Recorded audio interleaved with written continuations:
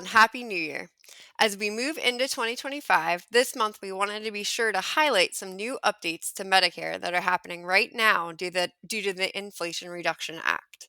If you're serving patients out in the community, you're likely getting questions about the Medicare prescription payment plan, and we're here to help provide you with answers. I'll mention that if you visit our billing and payment center on pharmacist.com, we've created a one-page resource with support from Johnson & Johnson for you to use to help educate your patients. Definitely head over there and check it out, and I hope that you find it extremely helpful. From a guest perspective today, I'm pleased to introduce you to an independent community pharmacist, Rachel Kestin. Welcome, Rachel. Why don't you introduce yourself and tell our listeners a little bit about yourself and your practice setting? Hey Katie, thanks for having me on today. So I'm Rachel Kestin. I am an independent pharmacist in the greater Charlotte area with Moose Pharmacy. My role in the company is that I am a clinical pharmacist. I spend half my time working with Medicare patients on the primary care side, working with a local primary care office to do chronic care management and remote patient monitoring. And the other half of my position is a traditional dispensing role at the pharmacies. And in that role, like I said, traditional dispensing as well as implementing and facilitating some of our clinical services as well as precepting our community pharmacy residents. Thanks so much, Rachel. I'm excited to have you here today. So, last week, Nick, Maya, and I discussed the recent changes to Medicare for 2025, including the new out of pocket maximum and the Medicare prescription payment plan that's now available. I'm curious to hear your perspective as you've been practicing over the last few weeks. What are some of the most common questions that you're receiving from patients about these 2025 Medicare updates? Yeah, I think the one shining question that we're getting all day, every day is why are my copays so high? I think it depends on who the patient signed up with for insurance and like that insurance agent and what they prepared them for. But this definitely is one of the most eye opening and like biggest copays that we've seen. And so I think a lot of patients are just very caught off guard because they were not expecting this. And they also were not aware that there's going to be like no coverage gap this year either. So there's like that small silver lining that they're excited about, but at the same time, a lot of them are just questioning why they have such high copays. And for those independent pharmacies where we've had, an insurance agent or someone who can help them choose their insurance plan for this upcoming year, sometimes some of them can just get a little bit frustrated and ask why we put them on this plan where their copays are now so much higher. That's interesting, Rachel. Are you finding with the higher copays that that is potentially an opportunity for them to enroll in the prescription payment plan, or how do you kind of see that fitting into the picture? Yes. So I would say whenever their copays come back, we have a bunch of different options for them. First and foremost, we're very transparent about what the situation is and all the different updates that have happened with Medicare. One of the options that we do give them is telling them about this new Medicare prescription payment plan or M3P. Some of them are very receptive to it and some of them are not. I think it just kind of depends on what the patient thinks. Other options that we've given them are enrolling in a patient assistance program or trying to find some type of grant that helps with a copay, or they'll have to just talk to their doctor and switch a different medication for them, unfortunately. Yeah, that makes sense. Let's dive in or shift gears a little bit into the M3P option that you mentioned. I'm curious to your experience, the patients that have kind of elected to enroll in that program, how exactly does billing work? And are there any best practices that you've learned so far with regards to billing as part of the M3P?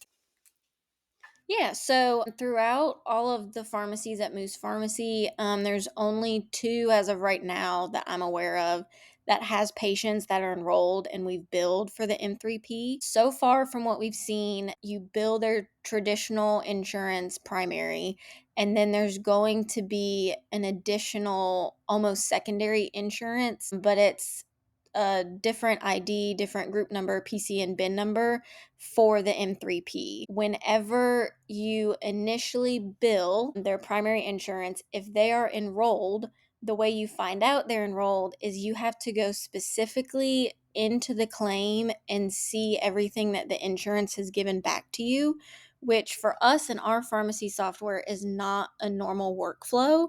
So, depending on what kind of pharmacy softwares are out there, all of you pharmacists listening are going to have to really work with them to find the best way to find out all of this information. But whenever you go into that primary billing claim, that's where you'll see if they're enrolled or not. And that's where it will give you the ID number, bin number, PCN, and group number that you'll use to bill secondary.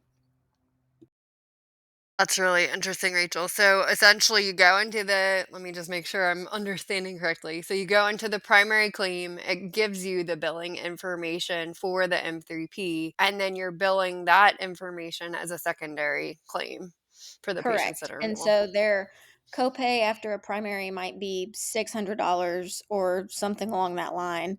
And then you can go into the claim and see if they are enrolled. The patient should know if they enrolled or not because they should have called and gone through that process. But you'll be able to go into it and then you'll see all of that information, put that in secondary, and then their copay goes down to zero.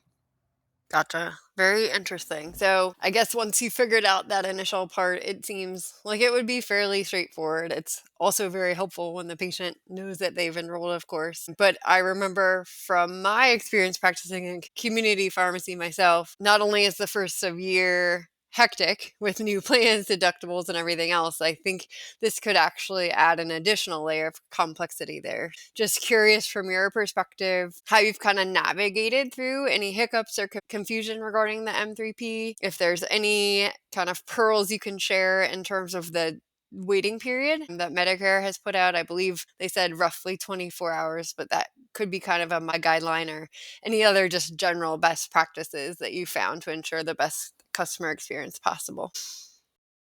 Yeah, so in regards to the 24-hour waiting period, I actually had one of my technicians tell me that she had a copay come up that was really expensive. She told the patient about it. He called his insurance and enrolled, and that same day she was able to bill the M3P plan.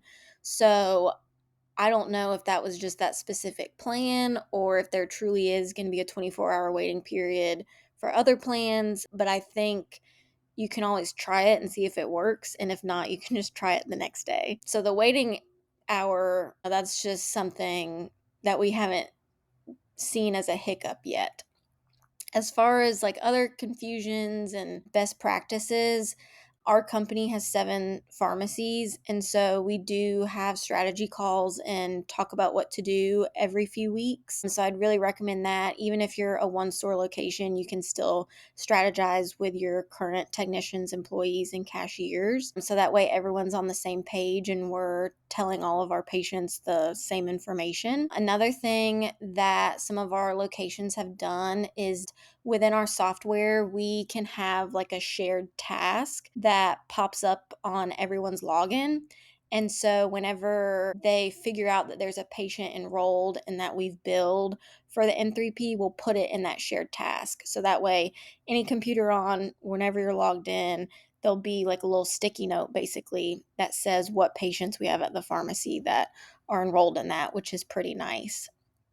Another thing that some of our locations have that we're trying to figure out with our software how to make all of our locations have is like a trigger that pops up that anytime you just send a claim through their primary insurance, this little trigger will pop up that says, hey, they're enrolled in M3P. So if their copay is high, make sure you bill that. So that's been something that we've been trying to do. So anything that you can put in your software that's basically flagging you that says that the patient is enrolled, I think is going to be a huge workflow win when it comes to this program. Thanks, Rachel, for all of those tips and kind of best practices that you've learned here in the first month or so and navigating through these Medicare updates. This has been really insightful. And I appreciate all that you're doing on a daily basis to serve your patients and help them navigate through these higher than anticipated costs that they're seeing. Yeah, of course. All right. Well, that's all the time we have here for today. So I'm going to go ahead and summarize our major takeaways. First, there's a number of different options available to patients who are experiencing higher costs at the beginning of the year here. So these include the M3P, which helps spread their costs throughout the entire year, extra help or patient assistance plans, or recommending a lower cost medication if one happens to be available.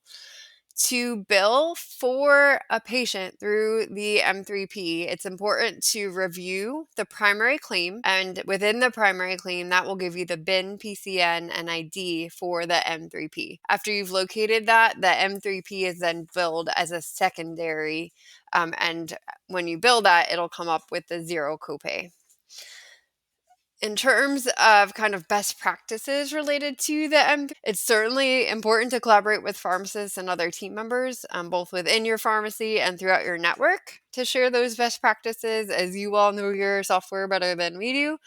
But some things that Rachel mentioned that could potentially be helpful include software enhancements that perhaps have maybe an automated trigger that tells staff this person is enrolled in the M3P, bill that plan, and then they'll come back with the $0 copay. And then you can also, in terms of the kind of waiting period, Rachel has mentioned that she has seen patients that the plan becomes active before that period. So in some cases, depending on the plan, you may be able to build the plan earlier than 24 hours later and don't necessarily have to send your patient away. All right, folks. Well, that's all the time we have here for today. If you haven't listened to part one of this month's First Fill podcast yet, it was released just 1 week ago. In that episode, I hosted APHA Executive Fellow Nick and our newest team member, Maya, and we reviewed details related to the Medicare updates for 2025. And these included the new out of pocket max and then details related to the M3P that we just discussed. And then, as I also mentioned last week, we do have that patient-facing resource available in the billing center on pharmacist.com. So go ahead and head over there, and it's a nice printable resource that you can hand to your patients and use when answering questions. And last but certainly not least, please don't forget to head over to the Learning Library at learn.pharmacist.com to earn your CE for this month's podcast. CE is available for both pharmacists and pharmacy technicians this month, so we hope you take advantage of it. Take care.